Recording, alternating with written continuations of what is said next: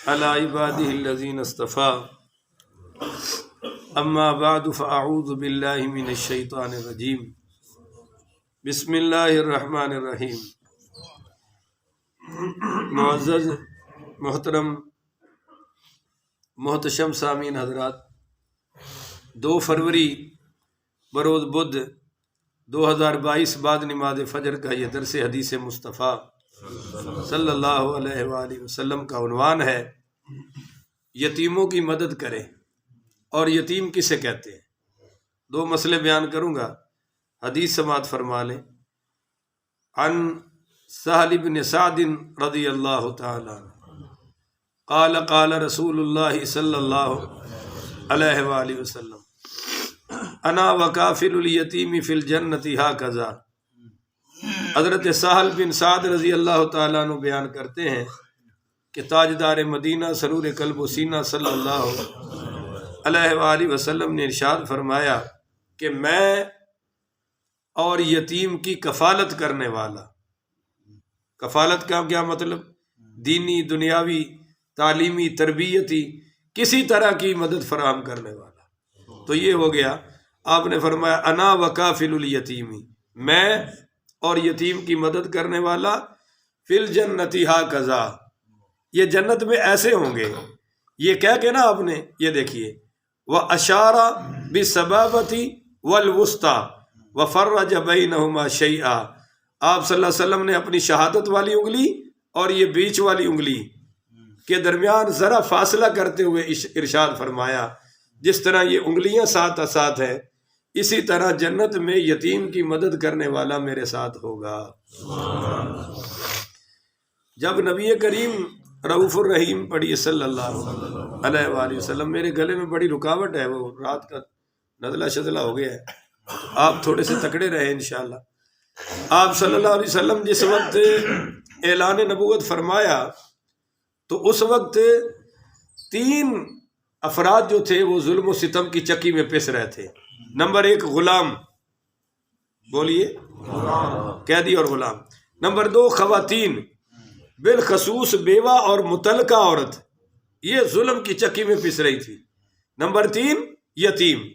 تو دور جاہلیت میں ان تینوں کمزور طبقوں پر ہر طرح کی ظلم و ستم ہو رہا تھا، اور آج بھی یہ لوگ مظلوم ہیں، مگر رب العالمین نے ہمارے آقا رحمت للعالمین صلی اللہ علیہ وآلہ وسلم کو بھیجا، مبعوث فرمایا، اور ہم پر احسان فرمایا کہ لوگو تم مومنو، تم پر سب سے بڑا احسان یہ ہے کہ اپنا رسول تمہیں عطا فرما رہا۔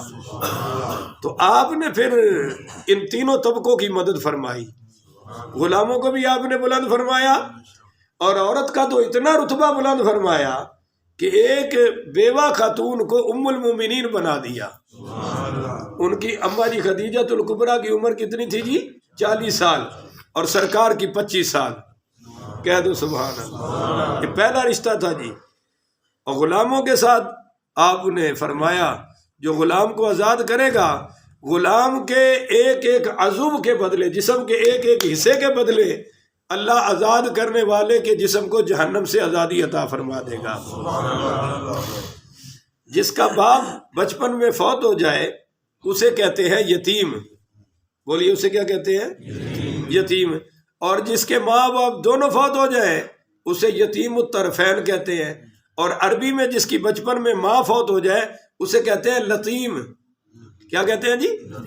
لتیم کا مطلب تماچا مارا ہوا، جس کو تھپڑ مارتے ہیں نا، یہ ہے عربی میں، کہ جس کی ماں بچپن میں فوت ہو گئی، اب اس کو دھکوں سے بچا کوئی نہیں سکتا، اب تو دھکے پڑیں گے، کیونکہ بچہ تو جتنے نخرے کرتا ہے، جتنے ناز کرتا ہے، وہ سب ماں باپ کے سر پہ کرتا ہے۔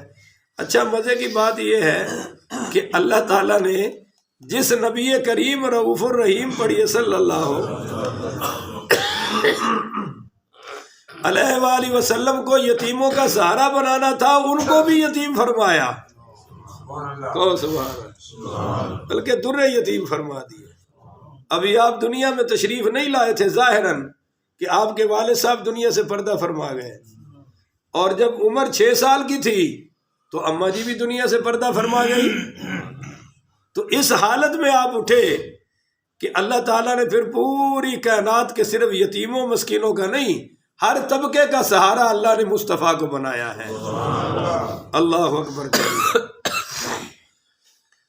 اللہ تعالیٰ فرما رہا ہے کہ وَاعْبُدُوا اللَّهَ، عبادت کرو، آپ سارے بولیں ترجمہ ہی ہے قرآن کا، عبادت کرو، وَلَا تُشْرِكُوا بِهِ شَيْئًا، اس کے ساتھ کسی کو شریک ہے، وَبِالْوَالِدَيْنِ إِحْسَانًا، اور اپنے والدین کے ساتھ ذرا حسن سلوک کرو نا، وَبِذِي الْقُرْبَىٰ، اور جو تمہارے قریبی ہیں ان سے بھی حسن سلوک کرو، وَالْيَتَامَىٰ، اور یتیموں سے بھی حسن سلوک کرو، وَيَسْأَلُونَكَ، لوگ آپ سے سوال کرتے ہیں، عَنِ الْيَتَامَىٰ، یتیموں کے بارے میں، قُلْ، آپ فرما دیجئے، اصلاحٌ لہم خیر، ان کے لیے جو بھی نیکی کا کام کر سکتے ہو کر دو، ان کے لیے جو بھی نیکی کا کام کر سکتے ہو کر دو۔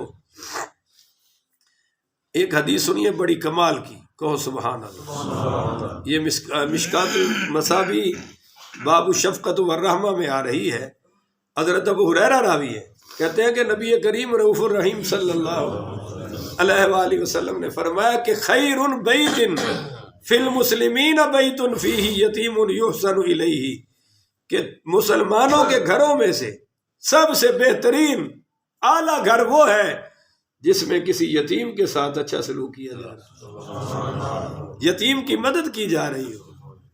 اللہ اکبر۔ وشر بیت فی المسلمین بیت فیہ یتیم یساء الیہ، اور مسلمانوں کے گھروں میں سب سے گھٹیا گھر، سب سے بدترین گھر وہ ہے جس میں کسی یتیم کو تکلیف پہنچائی جا رہی ہو۔ تو جب کوئی بیوہ عورت گھر میں آ جائے تو اس کے سامنے بیوی سے محبت کی بات ہی نہ کرو، مسکرا کے بات ہی نہ کرو، کہیں اس کو اپنا خاوند یاد آئے اور اس کے دل سے آہ نکلے اور ہمارے دونوں جہان برباد ہو جائیں گے۔ جب کوئی غریب کوئی یتیم بچہ گھر میں آ جائے اس کے سامنے اپنے بچوں کے پیسے نہ دو، اپنے بچوں کو کھلونے نہ دو، ان کو لاڈ نہ لڑاؤ، کہیں اس کو اپنا ابا یاد نہ آ جائے اور اس کے دل سے جو آہ نکلے گی تو ہمارا کھانا خراب ہو جائے گا۔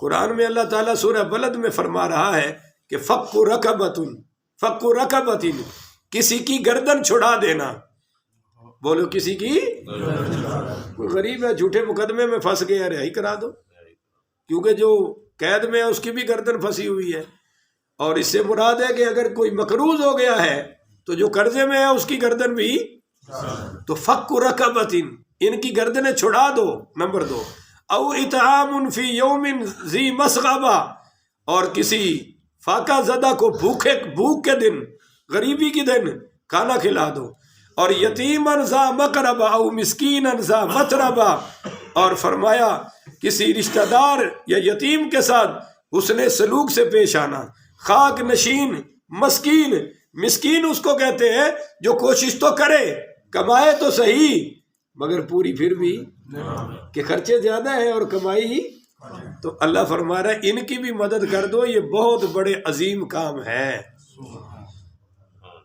تو نبی کریم پڑھیے صلی اللہ علیہ وآلہ وسلم نے کتنی بڑی بشارت دے دی کہ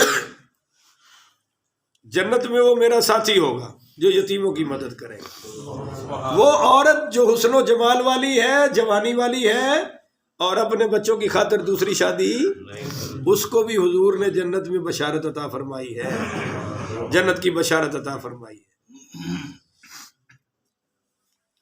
غزوہ احد سے واپسی پر ایک کم عمر صحابی حضرت بشیر بن اقربہ رضی اللہ تعالی عنہ، یہ نبی کریم شاہ الاولاق صلی اللہ علیہ وسلم کی خدمت عالیہ میں حاضر ہو کر پوچھنے لگے، حضور آپ تو صحابہ کے ساتھ تشریف لائے ہیں لیکن میرے والد اقربہ ابھی تک نہیں آئے، وہ کہاں ہے؟ تو ان کے بارے میں حضور نے فرمایا کہ وہ تو غزوہ احد میں شہید ہو چکے ہیں اور تم یتیم ہو گئے ہو۔ تو اس سوال پر کہ میرے ابو کہاں ہیں، حضور پہلے ہی رو پڑے اور روتے ہوئے بتایا کہ تیرے بابا شہید ہو گئے ہیں۔ وہ تڑپ اٹھے اور وہ بھی اونچی اونچی رونے لگے اور سارے صحابہ رونے لگے۔ تو میرے نبی کریم صلی اللہ علیہ وسلم نے شفقت کے ساتھ اس کے سر پر اپنا ہاتھ مبارک پھیرا اور پھر اس کو اپنے ساتھ گھر لے آئے. ہو نا سبحان اللہ. اور پھر فرمایا بیٹا بشیر کیا تم اس بات پر راضی نہیں ہو کہ آج کے بعد تیرا ابا محمد ہوگا اور تیری ماں عائشہ صدیقہ ہوگی؟ تو کہنے لگا یا رسول اللہ میں بہت خوش ہوں، میرے لیے اس سے بڑی کوئی سعادت ہو سکتی نہیں.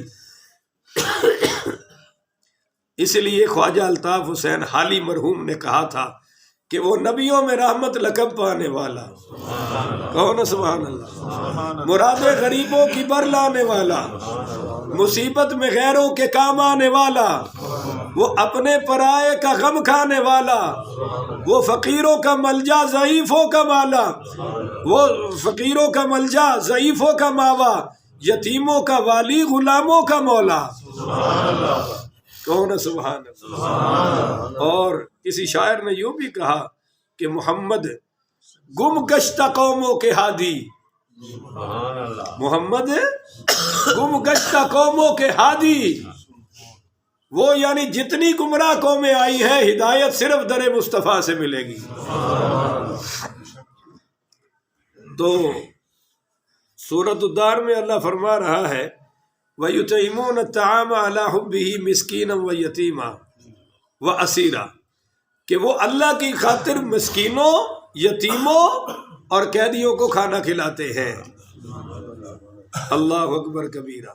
نبی کریم پڑھیے صلی اللہ علیہ وآلہ وسلم نے فرمایا، حضرت ابو امامہ راوی ہے اس حدیث کے، کہ قال رسول اللہ صلی اللہ علیہ وسلم من مسح رأس یتیم، فرمایا جس نے کسی یتیم کے سر پر اللہ کے لیے ہاتھ پھیرا، یتیم کے سر پر اللہ کی رضا کے لیے، لم یمسحہ الا اللہ، پھیرا صرف ہے تو کان لہ بکل شعرۃ تمر علیہا یدہ حسنات، ہر بال پر جہاں جہاں اس کا ہاتھ لگے گا اتنے بالوں کے برابر اللہ تمہارے نام اعمال میں نیکیاں درج فرماتا جائے گا.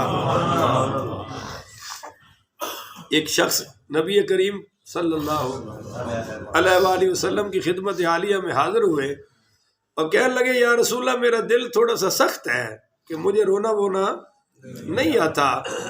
تو آپ صلی اللہ علیہ وسلم نے فرمایا کہ امسح رأس الیتیم واطعم المسکین، تو یتیموں کے سر پہ ہاتھ پھیرا کر اور مسکینوں کو کھانا کھلایا کر، اللہ تیرا دل نرم کر دے گا. کہو نا ذرا سبحان اللہ.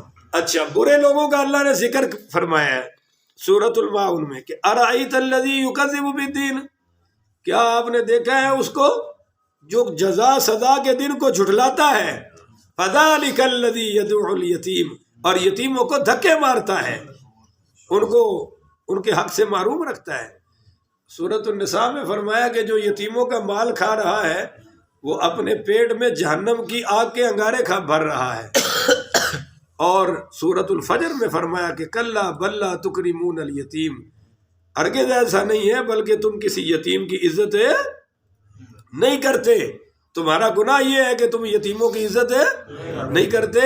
اور سورۃ الضحیٰ میں فرمایا فَأَمَّا الْيَتِيمَ فَلَا تَقْهَرْ، کہ اگر کوئی یتیم تمہارے دروازے پر آ جائے تو اس سے سختی.